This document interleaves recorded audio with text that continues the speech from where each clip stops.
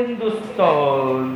चलो, आपको आज हम नया चैप्टर पढ़ाएंगे जिसका नाम है नेशनल इनकम। क्या नाम है? National income.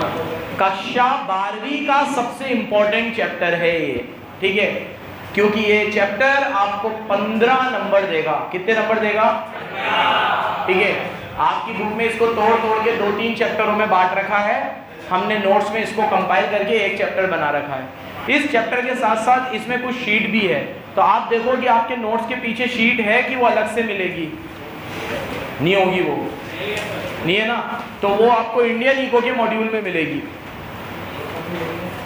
तो इस चैप्टर, इन नोट्स में मैंने जितना भी दे रखा है ना, तू भी आजा, आगे आजा बेटा, प्रेम आजा, अमर प्रेम, अमर प्रेम। तो आपको मैंने इसमें जितनी भी थ्योरी दे रखी है वो इसमें है, और फिर जो प्रैक्टिकल क्वेश्चन है वो अलग से करेंगे। अपन आज इसका पूरा थ्योरेटिकल एस्पेक्ट पहले पढ़ेंगे और उसके बाद फिर प्रैक्टिकल स्टार्ट करेंगे। थोड़ा चैप्टर लंबा चलेगा। आप लोगों से विनम्र निवेदन है कि जब तक ये चैप्टर चले प्लीज़ छुट्टी मत करना। 15 दिन, 20 दिन, 25 दिन, जितने भी टाइम ये चैप्टर चले छुट्टी मत करना। हम्बल रिक्वेस्ट है। इकोनॉमिक्स में पहला ऐसा चैप्टर है जिसके लिए ऐसा बोल रहा हूँ।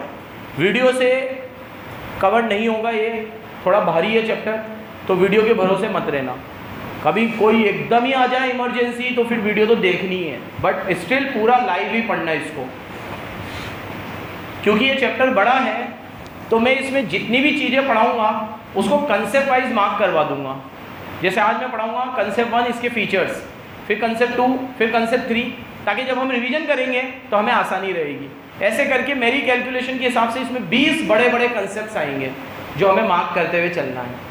सबसे पहले देखते हैं व्हाट इज़ नेशनल इनकम और व्हाट इज़ जीडीपी। आप लोगों ने ये टर्म बहुत बार सुना होगा, जीडीपी। इसकी फुल फॉर्म है ग्रॉस डोमेस्टिक प्रोडक्ट। क्या है?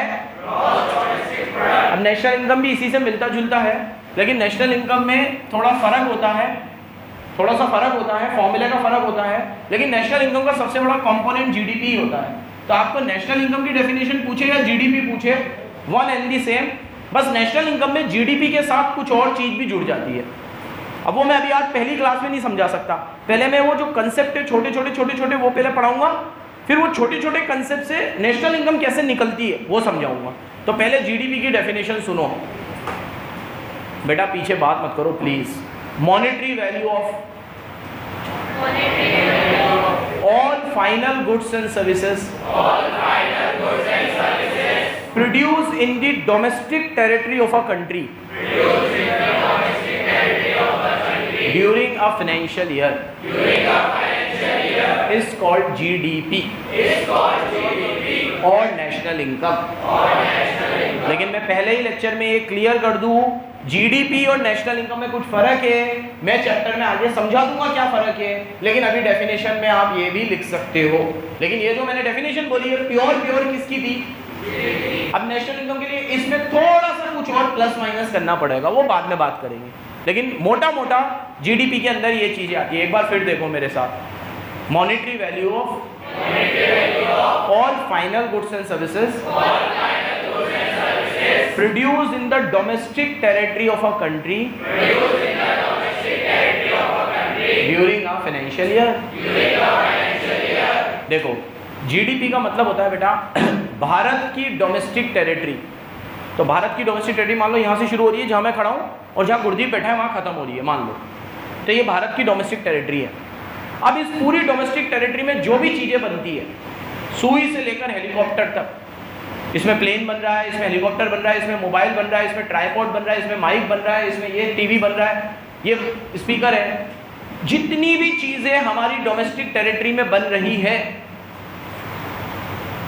उसकी जो मॉनेटरी वैल्यू है उसे जीडीपी बोलते हैं।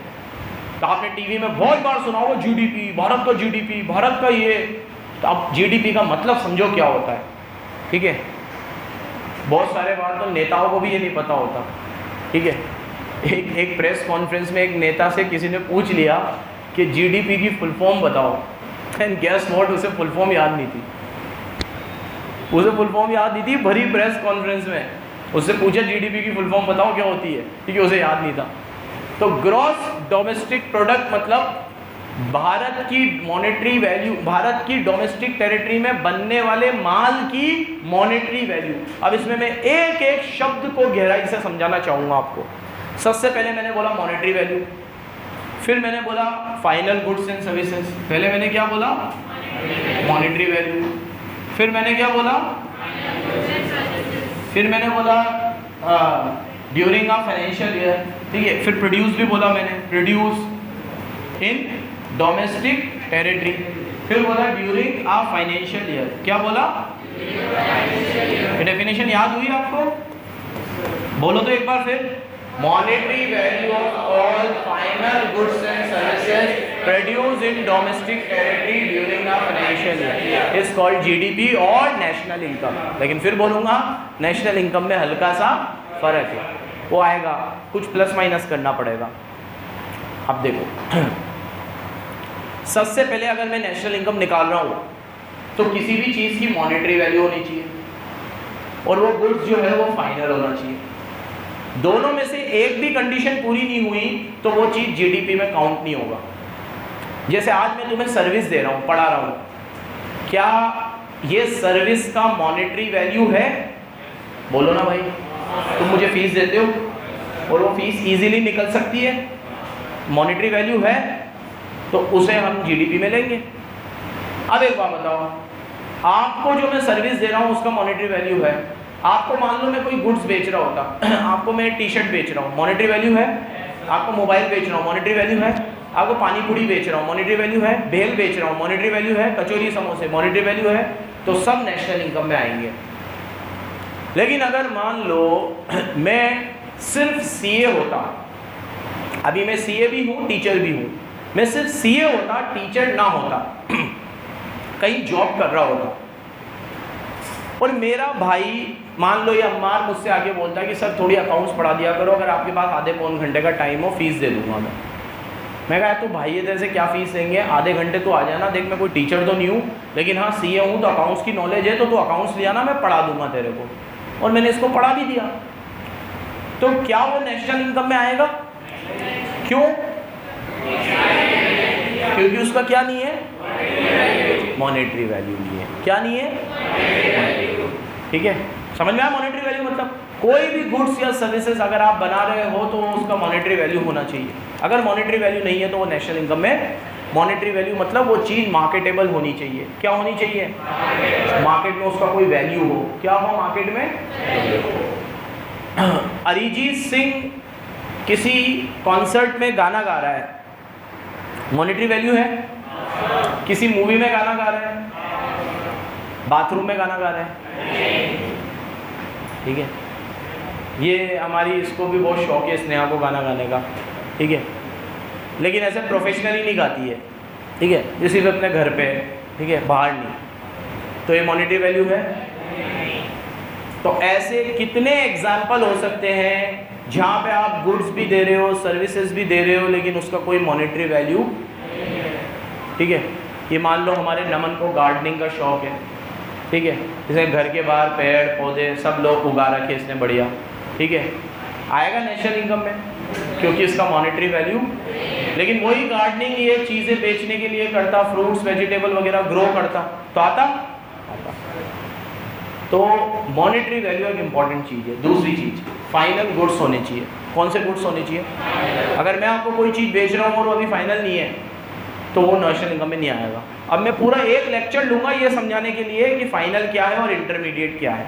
इंटरमीडिएट मतलब कच्चे और फाइनल मतलब फिनिश्ड गुड्स। अब क्या फाइनल है क्या इंटरमीडिएट है ये मैं समझाऊंगा आगे चल के, ठीक है। एक लेक्चर नहीं तो फिर ऑलमोस्ट आधा लेक्चर मेरा लगेगा ये समझाने में कि फाइनल क्या है और इंटरमीडिएट क्या है, तो आगे आएगा। प्रोड्यूस होने चाहिए डोमेस्टिक टेरिटरी में, इस पर भी एक लेक्चर है मेरा कि डोमेस्टिक टेरिटरी का मतलब क्या। अभी तो मैंने समझा दिया, जहाँ मैं खड़ा हूँ, जहाँ गुरदीप बैठा है, ये मेरी ऐसे होगी डोमेस्टिक टेरिटरी। डोमेस्टिक टेरिटरी मतलब कश्मीर से लेकर कन्याकुमारी तक इंडिया, ठीक है। अब इंडिया मतलब क्या, भारत मतलब क्या, ठीक है। ये है हमारी डोमेस्टिक टेरिटरी, कितनी बड़ी है, क्या आएगा नेशनल इनकम में ये भी समझाऊंगा मैं तुम्हें कि डोमेस्टिक टेरिटरी का मतलब क्या है, ठीक है। और last financial year, national income में वही चीज़ आएगी जो अप्रैल से मार्च तक बनी है, क्योंकि जो अगले अप्रैल से बनेगी वो अगले साल में आएगी, फिर उसके अगले साल आएगा तो सब कुछ, लेकिन 12 महीने के हिसाब से। तो मैं ये कह सकता हूँ कि national income is a flow concept. कह सकता हूँ, पहले बता चुका हूँ मैं, कोई भी चीज़ को पीरियड ऑफ टाइम के लिए मेज़र करते हैं तो वो फ्लो होता है, और कोई भी चीज़ को पॉइंट ऑफ टाइम के लिए मेज़र करते हैं तो वो स्टॉक होता है। तो नेशनल इनकम एक तरह का फ्लो कंसेप्ट है। कौन सा कंसेप्ट है? फ्लो कंसेप्ट है। अंडरलाइन करो अब, नेशनल इनकम इस कंसेप्ट 1 मार्क करो, C1 लिखते जाना बराबर, C1 national income is defined as monetary value of all goods and services produce in the domestic territory of a country during a financial year. अब इसके feature देखो, इसके feature सारे वही है, कंसेप्ट 1 मार्क कर दो। पहला, इट इज़ अकाउंटिंग, एक 1 अकाउंटिंग ईयर के लिए होती है, किसके लिए होती है? सेकंड, ये एक फ्लो कंसेप्ट है, क्या है? थर्ड, इसमें फाइनल गुड्स एंड सर्विसेज आते हैं। फोर्थ, इसमें वही चीज़ें आती है जो मॉनेटरी टर्म्स में होती है। किस में होती है? तो कंसेप्ट 1 हो गया हमारा features of national income and definition of national income. क्या हो गया कंसेप्ट 1 हमारा? Concept 1 definition and features. क्या हो गया? फीचर याद हो गए आपको? पहला, इसमें से वही चीजें आती है जो एक्सप्रेस्ड इन मॉनेटरी टर्म, इसमें वही गुड्स एंड सर्विसेज आते हैं जो फाइनल हो। इंटरमीडिएट, इसमें वही चीजें आती है जो डोमेस्टिक टेरिटरी में प्रोड्यूस होती है। कहाँ प्रोड्यूस होती है? और इसमें वही चीजें आती है जो एक फाइनेंशियल ईयर में बनाई जाती है। किस में बनाई जाती है? इससे एक फ्लो कंसेप्ट है। क्या है ये? Flow concept. याद हो गए बच्चे चारों फीचर?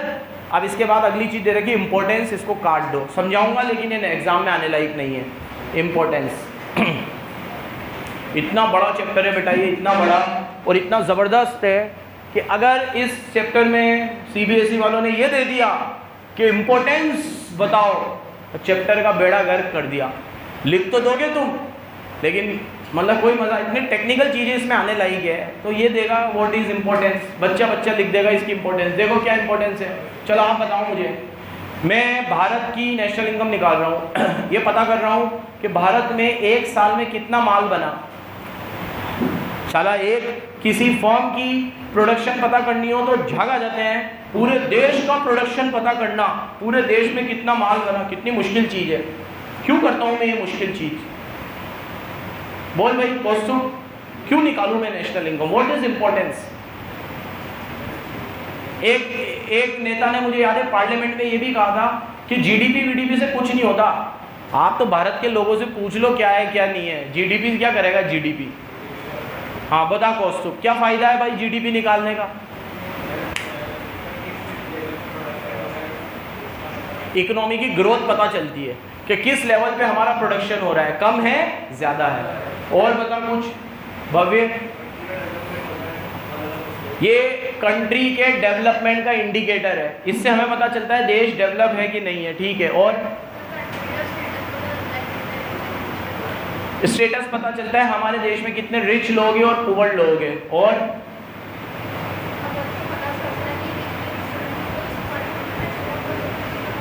क्या क्या चीज़ हम एक्सपोर्ट कर रहे हैं, क्या क्या चीज़ हम इंपोर्ट कर रहे हैं, ये भी पता चलता है। और पीछे से, हाँ भाई,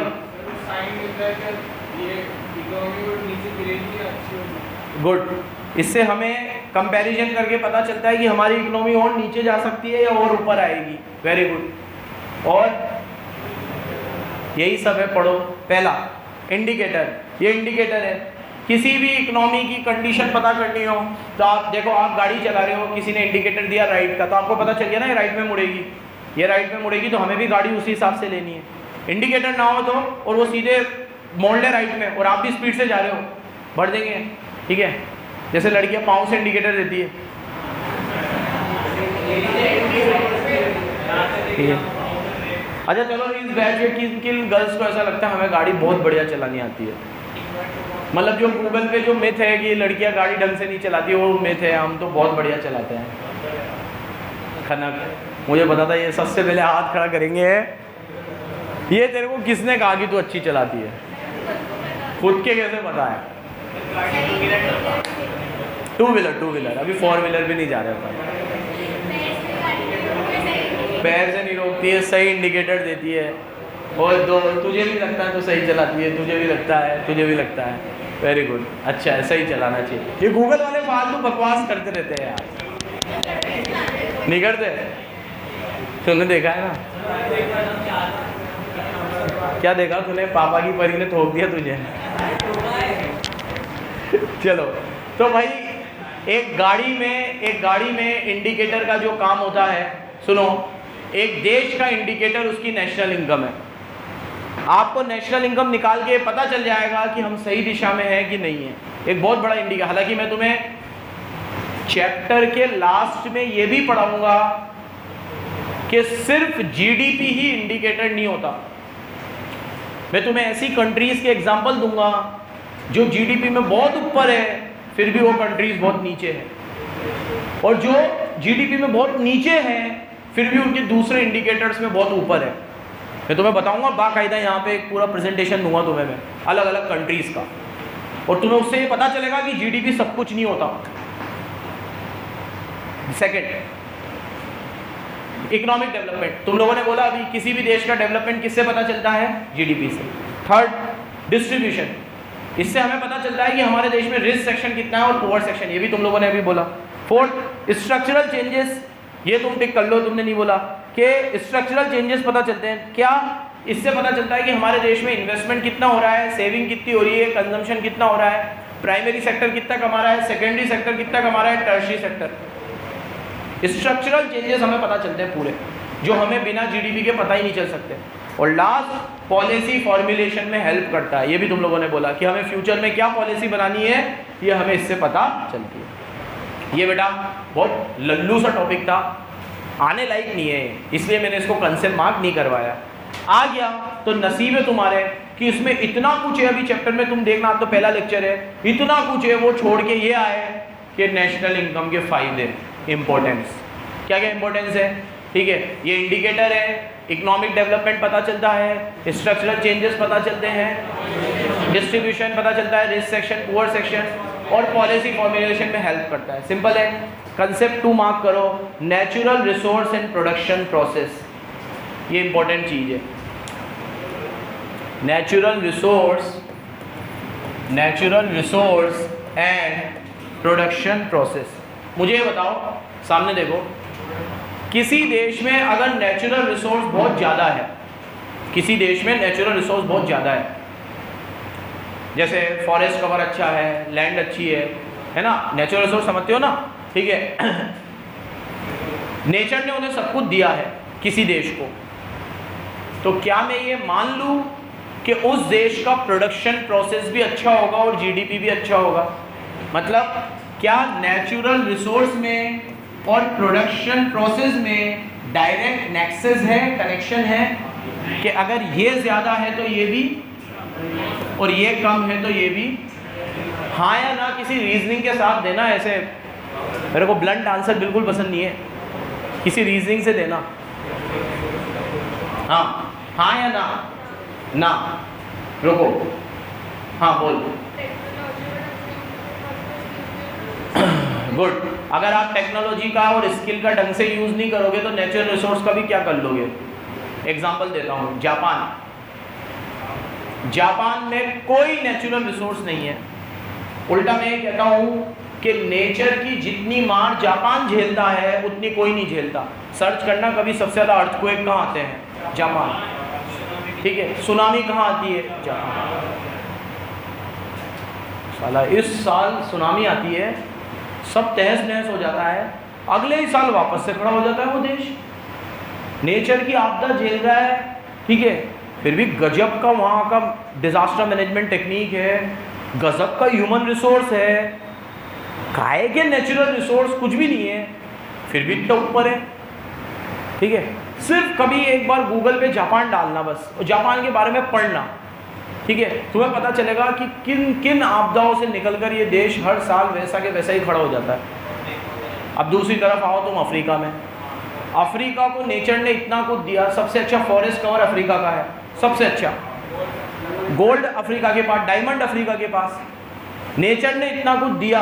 फिर भी अगर आप साउथ अफ्रीका को अलग कर लो तो सारी अफ्रीकन कंट्रीज पुअर है, डेवलपिंग भी नहीं है, अंडर डेवलप है।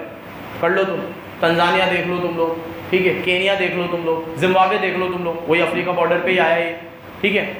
सबके सब जितनी भी अफ्रीकन कंट्रीज है खत्म है सब, साउथ अफ्रीका को छोड़ के। तो 2 एग्जांपल आपको दिए, नेचुरल रिसोर्स ज़्यादा होने का मतलब ये नहीं है प्रोडक्शन अच्छा हो, और नेचुरल कम होने का मतलब ये नहीं प्रोडक्शन खराब हो। It's all about your production process, it's all about how effectively and efficiently you use these resources. आप कितना एफिशिएंटली और इफेक्टिवली इन रिसोर्सेज को यूज़ करते हो। अगर आपको ढंग से यूज़ करना नहीं आता तो सब के सब बेकार है। समझे कि नहीं समझे? तो नेचुरल रिसोर्स होने से कुछ नहीं होता, इफेक्टिव एंड एफिशिएंट यूटिलाइजेशन होना चाहिए। क्या होना चाहिए? Effective and efficient utilization. बाकी कल देखते हैं।